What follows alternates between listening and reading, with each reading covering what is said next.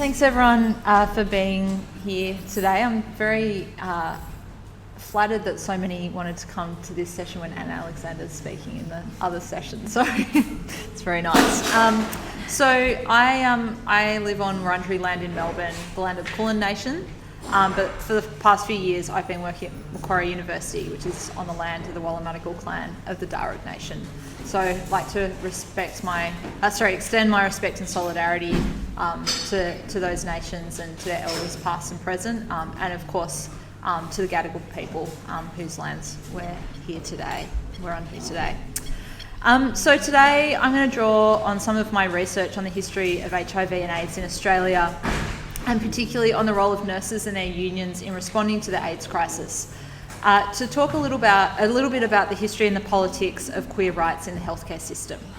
But before I get into this, I think it's quite useful to think a little bit about how, as Marxists and socialists, we might start to understand medicine under capitalism, or perhaps a more accurate way to put it is capitalist medicine. And I think, the first thing to say is that science and medicine are not neutral entities or tools. But medicine as we know it, the medical knowledge and its enactment of that knowledge through medical practice, is a product of existing class relations, and it's shaped by the dominance of one class over another, by the system that we live in. And there's a really great Spanish Marxist sociologist who writes some really interesting work about this. His name is Vincent Navarro, that theorises medicine, science and capitalism. And he says, he puts this really clearly. He says the power relations in society appear within scientific and medical knowledge, and the bourgeois ideological dominance appears and is being reproduced in the production of this knowledge itself. In other words, capitalist science and medicine is both a product of class relations and plays a role in the reproduction of those relations. Now, Navarro is not by any means the first to think and write about medicine and capitalism. Some of the most productive thinking about this comes from Marxists writing about colonialism and imperialism, and in particular Frantz Fanon, who dedicates an entire chapter in his book A Dying Colonialism to the role of medicine in French colonial rule in Algeria. He writes, "For Algerians, the French medical service in Algeria could not be separated from French colonialism. In the colonial situation, going to see the doctor, the administrator, the constable or the mayor are all identical moves." So capitalist medicine is enmeshed in the system. It's enmeshed in imperialism, in the architecture of colonial rule, in the architecture of class dominance. And there are, of course, endless examples of this from our own context. We know the horrific stories of Aboriginal women coerced and forced into abortions in Australia, for example, how so-called medical knowledge about hygiene, in inverted commas, has been used as a basis to steal children from their families, and the examples just go on and on. So in the context of colonialism, these examples are particularly sharp, but even outside colonialism and imperialism, it's not hard to find examples of where medicine functions and reproduces this class dominance. We might look, for example, at the way research into cancer, particularly historically, focuses on individual lifestyle factors rather than exposure to carcinogens in workplaces, is a really strident example of this. Or at how medicine reinforces sexism and misogyny in the way it deals with or doesn't deal with women's pain and conditions like endometriosis, or even the fact that medicine has never seriously researched male contraceptives, instead placing the onus of reproduction and its control on women and women's bodies via the pill, which is again a way of reinforcing the role and place of women in the family. But we can't fully explain the role of medicine in capitalism, or indeed in all of our lives, by solely treating it as an apparatus of class domination and control. Medicine also heals us when we're sick.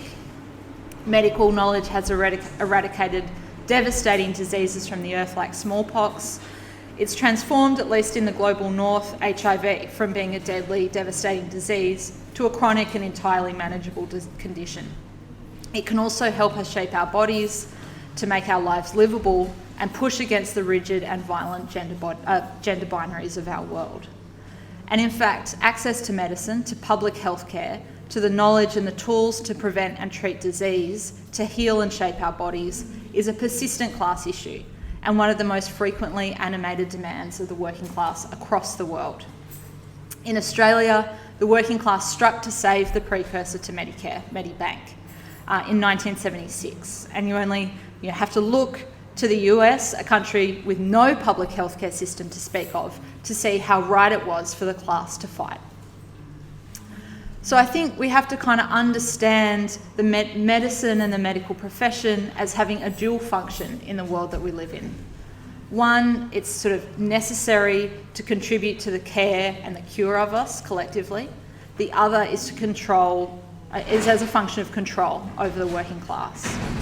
And these two dual functions, contradictory functions of medicine, take place within a set of class forces that are continuously in struggle. And I think this last part is really important to understanding medicine as we experience it and live it in our lives, as a product of class forces that are continuously in struggle. And we can see this in many arenas, including in the fight for trans access to gender-affirming care. Gender-affirming care was pioneered by socialist sexologist Magnus Hirschfeld in Germany in the 1920s. With the rise of fascism, Hirschfeld's institute was looted and burned by Nazi students, and Hirschfeld himself forced into exile, where he died.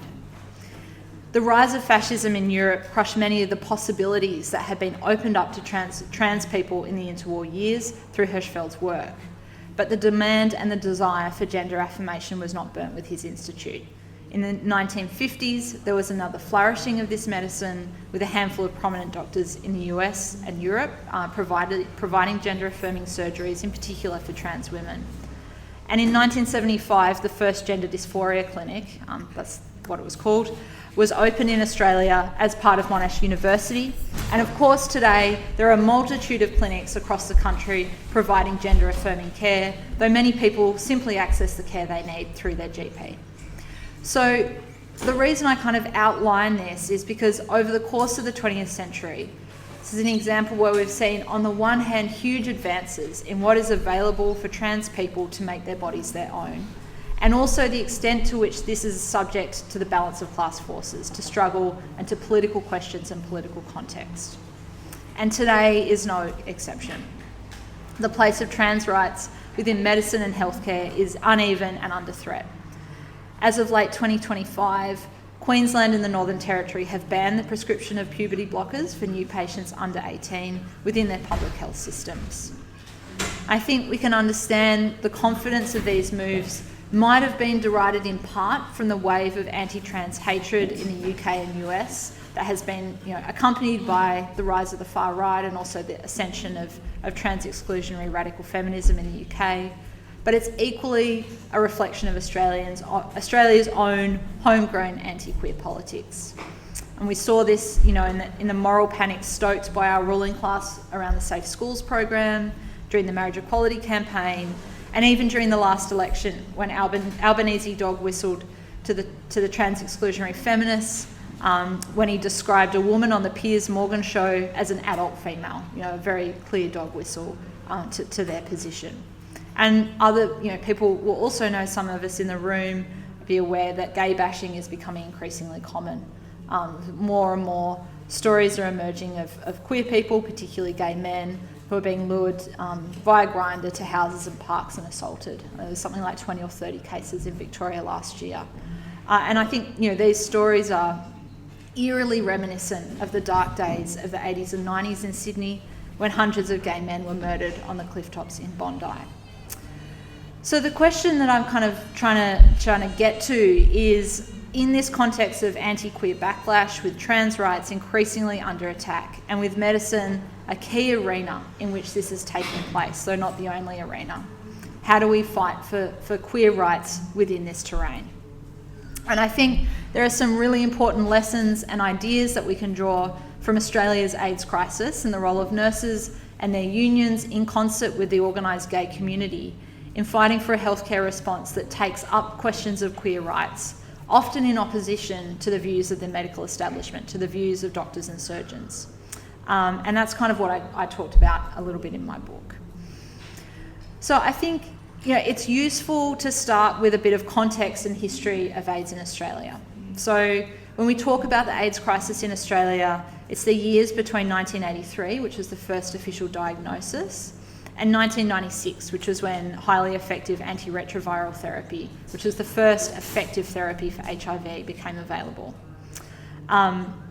It ended the crisis in Australia. People were able to live with the virus, but of course in many parts of the world, particularly in sub-Saharan Africa and increasingly in parts of the Pacific, the crisis isn't over. People can't access this healthcare.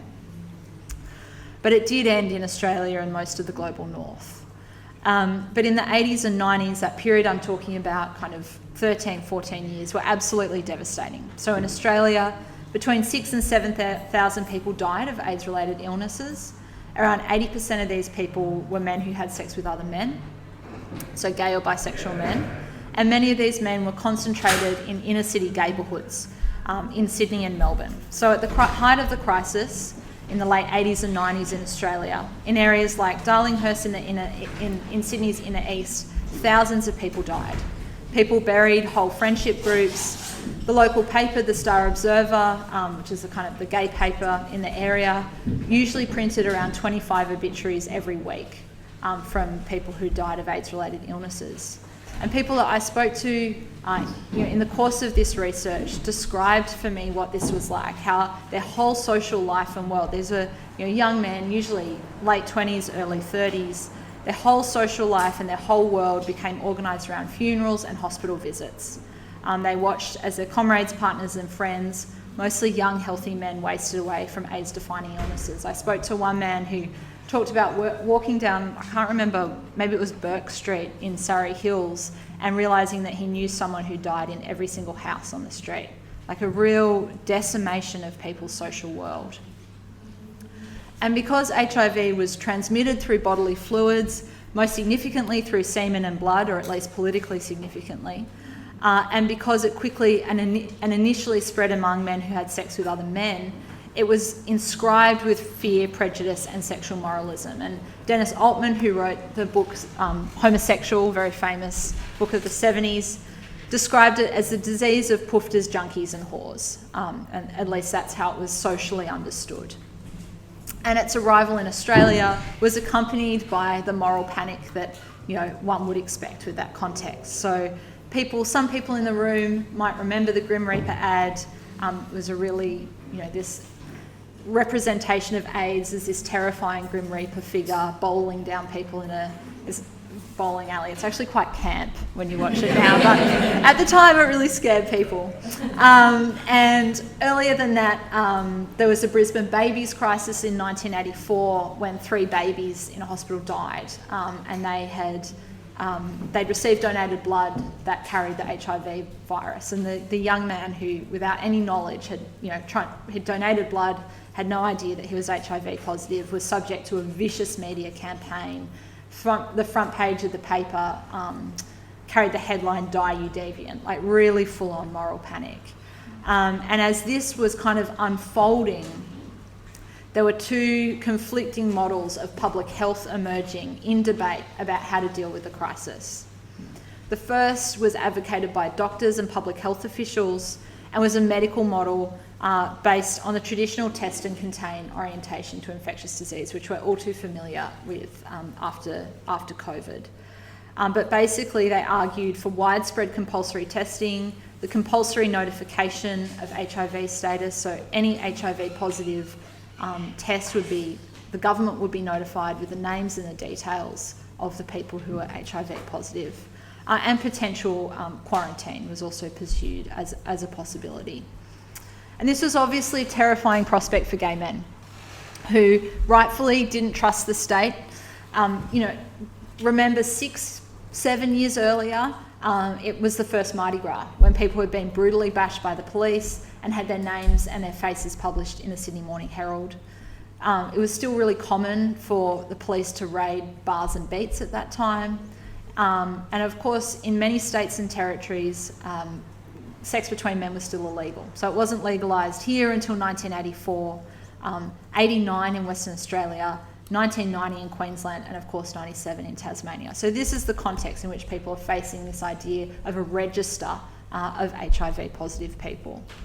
Neville Wran, the Premier, asked his AIDS task force to assess the viability of screening the entire state, and David Pennington, who was the chair of a kind of prominent immunologist and chair of the federal task force, came back and said, that seems a little bit too hard, but what we could do is force gay men, injecting drug users and sex workers to undergo testing. So they were kind of talking about, how do we do this? We're going to get people out, on the street forcing testing on people, essentially. So this was the context of the discussion around how to deal with this virus. But there was also a second alternative model of public health emerging, which emphasised community education and what was they called it community empowerment, which is a little bit daggy now, but that's the language that they used. And this was a social model of infection control that completely eschewed the punitive aspects of the medical model. It said we don't need compulsory testing, we don't need registers, we don't need legislative levers to punish and control so-called high-risk behaviour. This social orientation to disease control argued that communities should be given the tools and the knowledge to protect themselves from the disease. So community run and design safe sex materials, the wide distribution of condoms and lube, and needle and syringe exchange programs, which at that time were illegal all over the country. And this was the approach that the gay community were fighting for. And it was also this second social model of public health that nurses and their unions threw their weight behind, backing in the gay community and in very sharp opposition to doctors and surgeons. So I'm going to talk about a few examples now where nurses actually fought doctors and surgeons, the medical establishment, to push this vision of how they could deal with the virus. So in 1985, so this is really early days. Remember, the first case was 1983 in Australia. So in 1985, Bronwyn Ridgway, the secretary of the New South Wales Nurses Association, took a successful motion to council that explicitly opposed the idea of a register of HIV positive people. And so with gay men refusing to test, because that's once they heard there was going to be a register, people stopped testing. With gay men refusing to test and the nurses opposing it, the register completely collapsed. And a year later, in 86, they kind of cobbled together a very changed version of this. So it was a kind of a process by which they had a sense of how many cases, but it was entirely anonymised. People could get an HIV test and give no name, give a totally made-up name. It was, a really important victory for progressive public health, and meant gay men could test without fear. And throughout 85, the Nurses Association continued agitating for their version of disease control within the medical hierarchy.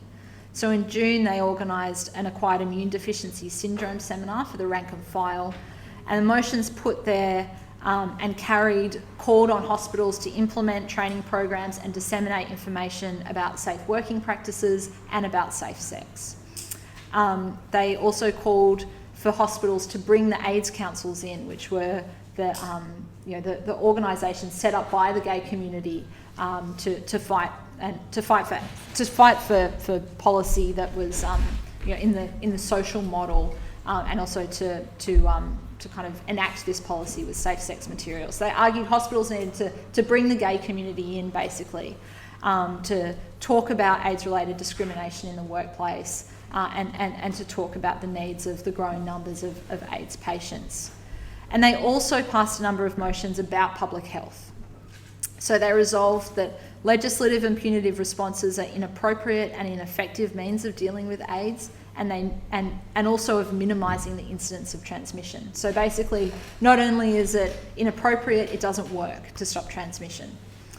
They also opposed non-consensual testing, and advocated for greater availability of clean needles and syringes. So it's a really clear example of them throwing their weight behind this social model of disease control. And behind this is a much broader industrial context. that shaped the confidence of nurses to challenge the medical hierarchy, to side with the gay community in this vision of a progressive public health response. So the emergence of HIV in Australia coincided with a huge crisis in the healthcare system and a strike wave among nurses that transformed the politics of nursing unions. Nurses were increasingly politicising questions of care, arguing that their subpar working conditions were affecting what they could provide for their patients. And in the late 1970s, Australian nurses had engaged in industrial activity for the first time. Before that, they actually had no strike clauses in their enterprise agreements. But by the early 80s, there were strikes all over the country. In New South Wales and Victoria, an insurgent rank and file elected left-wing militants into their union leadership, Bronwyn Ridgway and Jenny Haynes here in New South Wales, and Irene Bolger in Victoria. And all of these people had come to union politics from the radical left, from social movements of the 70s, and they had connections to women's liberation and to gay liberation. And most kind of famously and notably in Victoria, nurses struck for 50 days in 1986, which is kind of unimaginable today. So nurses, as part of this, that's 20 minutes, okay. Keep going. As part of this industrial, this wave of industrial activity, nurses were increasingly rejecting the gendered hierarchy that they were in within the medical system. So Judith Besant, who's a historian of nursing in Australia, says they were showing they were no longer willing to be doctors' handmaidens, asserting themselves as professionals and as experts in their own right.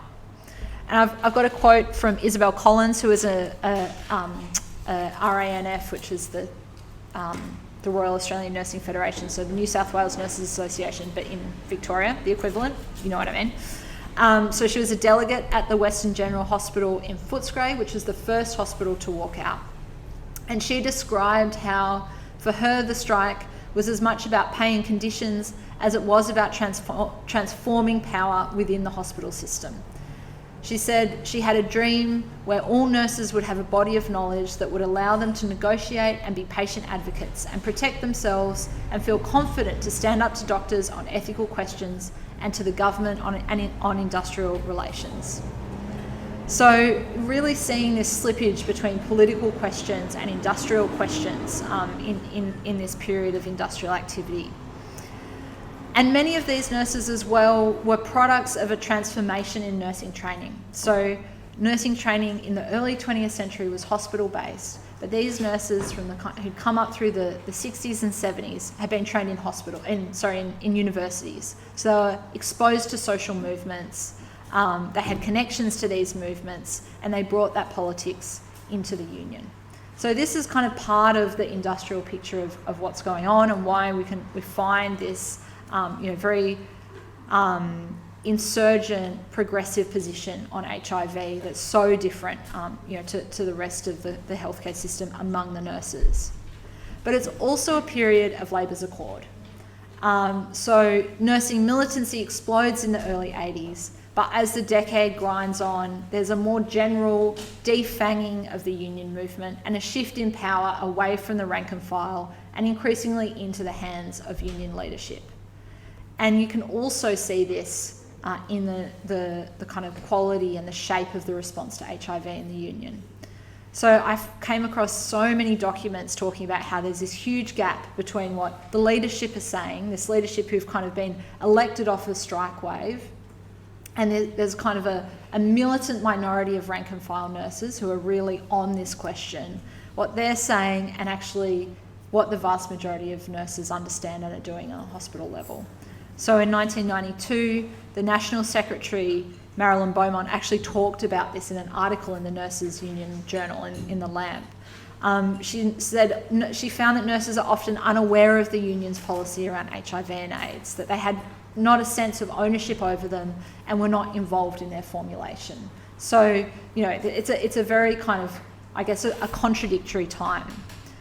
And even though in the early, years of the 80s, they won these big battles around compulsory notification and the register that I was talking about earlier, there's still constant battles to be had with nurses, with surgeons and doctors.